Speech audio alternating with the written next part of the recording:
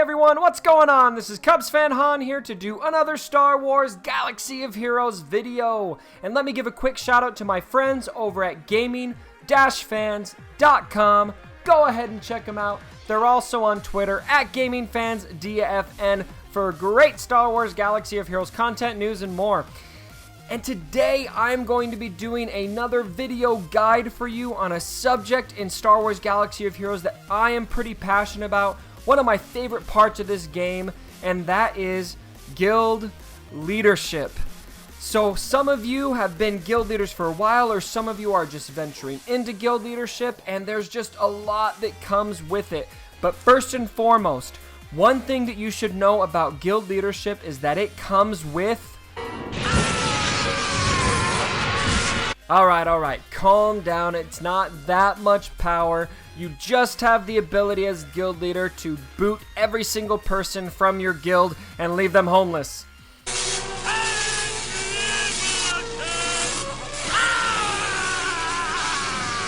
Alright, but in all seriousness, guild leadership is part of this game where you can really make or break a guild if you lead it in the right way. And some people, just if you're like me when you first started out in guild leadership, you're kind of just shooting in the dark, winging it. And so in this video, I'm going to give you 6 tips on how you can be an effective guild leader. And make no mistake, having an effective guild leader and a good guild leader is something that can really make or break the Star Wars Galaxy of Heroes experience. When I first started this game, I had a guild leader who was terrible, and I almost left the game because of it, because it was just not a good experience in the guild. But when I got into a guild that was better ran, and especially when I experienced the leadership side of it myself, the game became very rewarding. So I want you guys also to know, as you are a guild leader and as you're trying to do your best, this can be one of the funnest aspects of Star Wars Galaxy of Heroes if you do it right. Tip number 1, nail communication. And if any of you have been in a guild that doesn't communicate well, you're going to know exactly why this is so important. This was actually my first Star Wars Galaxy of Heroes experience. I was in a guild that was absolutely horrible at communicating. We had no external chat app, and I'll talk about why that's important in a second. But all we used was this in-game chat here, which when we didn't have these notifications at first, but when we first started this game, that was all we were able to use. So you only saw communication when you logged into the game, and you only were able to see messages for the last day or so, and then they were gone. You weren't able to tag anyone or send any kind of communication to your guild at that point. So external communication is very important in this game. I personally give my highest recommendation to Discord. And I'll show you a little bit more about how you can effectively set up a Discord server to keep your guild organized in a later tip. But for now, suffice it to say that Discord, in my opinion, is one of the most effective chat apps and platforms that you can use to communicate with your guild, because you really need to communicate if you're going to successfully coordinate the raids in this game. Especially if you look at Heroic Tank, you simply are going to be unable to do so unless you have a guild full of strong players. You're going to have that communication and that chat capability to effectively communicate with your guild. Some other chat apps that work are Line, Slack is one that a lot of people use, and some of those. But again, my personal recommendation is Discord. Now, a second aspect of that is to be open to feedback. Be open to it and solicit it. You want to run a guild that is enjoyable for everyone in it. This isn't about you, this is about everyone. And so please be open to feedback when you receive it. Now, if feedback comes that you disagree with, that's okay. You can disagree with it and you can consult with your officers, and there will absolutely be things that you need to ignore. Some of the best leaders in this game are going to be the most approachable leaders in this game. So always be sure to be approachable to your guild. Alright, tip number 2 is to define your culture. What kind of a guild are you running here? And what I mean by that is what is your level of commitment?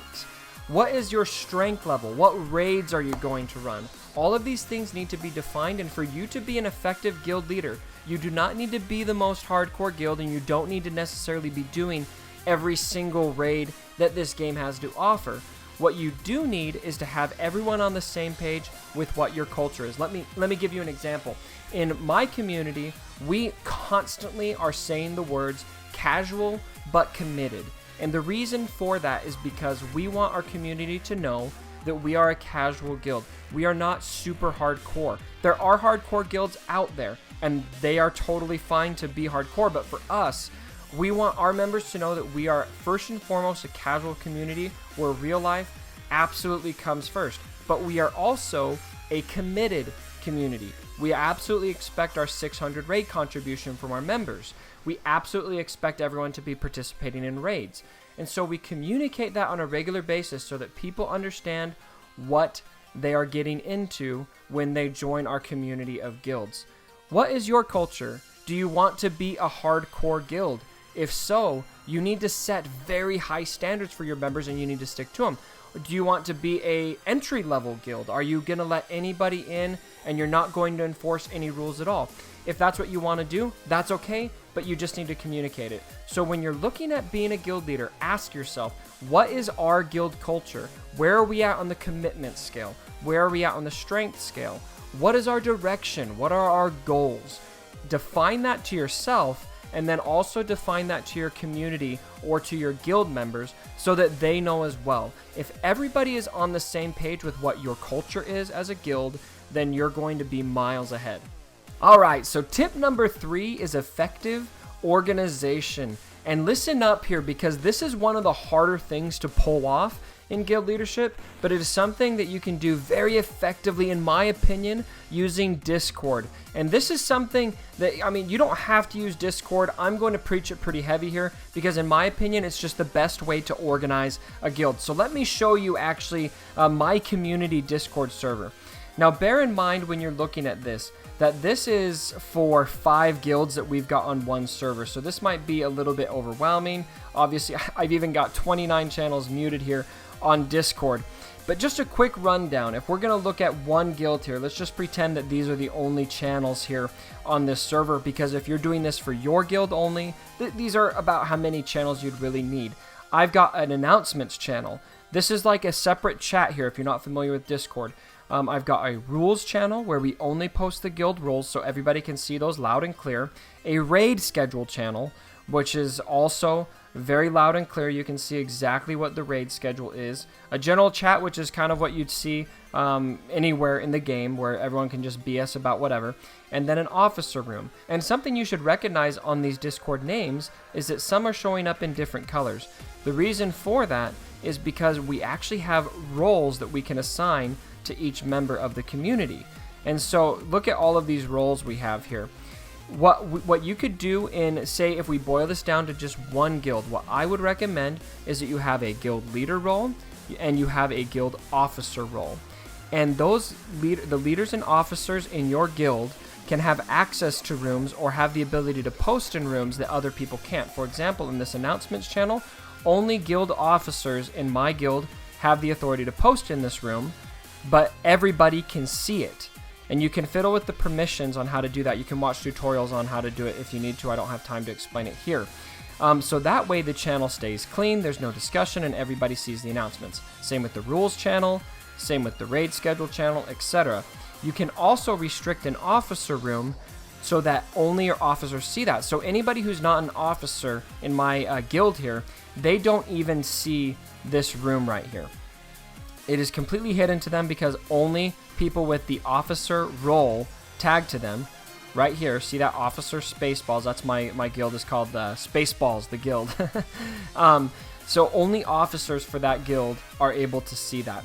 So there is just a ton that you can do with Discord, and I highly recommend that you consider setting your guild up with Discord.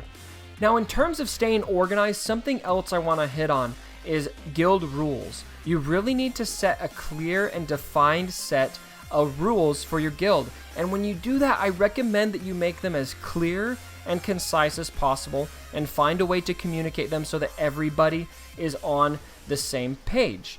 Also, you want to delegate. If you're going to be organized as a guild leader, especially, and this is going to apply a lot more to guilds that are a little bit more towards the hardcore end of things, that are wanting to run heroic tank and that kind of thing, Have a guy that's tracking raid tickets, one of your officers. That is their job. They're going to track the raid tickets. Have somebody who's in charge of the raid schedule. Have somebody who is in charge of enforcing the rules. Come up with responsibilities for each member of your guild. You don't need to make it a job, but what you don't want to do is you don't want every single responsibility as a guild leader to fall on your shoulders. If you try to do everything, especially if you are in one of the more committed guilds where you're trying to do heroic tank or beyond, you are going to burn yourself out if you try to do everything. So be sure to delegate as part of your organization. Now, on the subject of officers, you really need to have a sufficient officer team around you. Now, having good officers does not necessarily mean having the strongest members of your guild. It means having those who are the most active and those who are willing to do stuff for the guild. There are a lot of people who play this game who have very strong squads that are very worthy of being an officer as far as squad strength is concerned, but they aren't going to lift a finger for you. So be sure that you pick officers that are going to get things done. All right, tip number 4 is effective guild recruiting. And I'm sure a lot of you are shuddering now because guild recruiting can be super savage.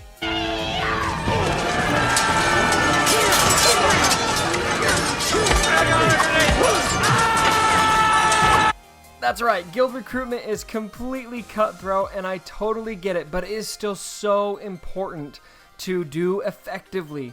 So hear me out and let me give you a few tips on how you can effectively recruit for your guild. My top recommendation for guild recruitment is going to be Reddit. I'll make a few other recommendations for you, but this is where I personally have had the most success, and I have recruited a ton of people for my community because I'm not just recruiting for one guild, I am recruiting for 5.